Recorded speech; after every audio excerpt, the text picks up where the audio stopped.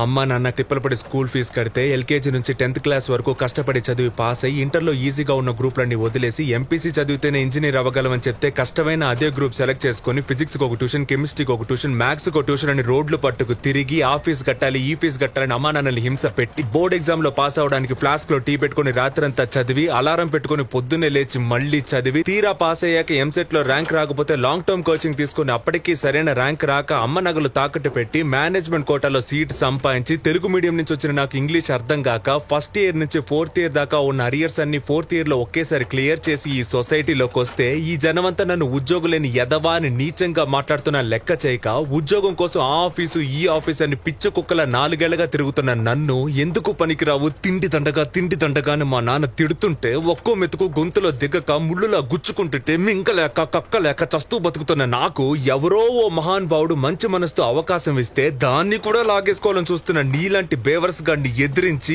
ఈ రోజు నీ ముందు నుంచి మాట్లాడుతున్న ఉద్యోగులేని గ్రాడ్యుయేట్ ని నాకెంత పొగరుండాలరా.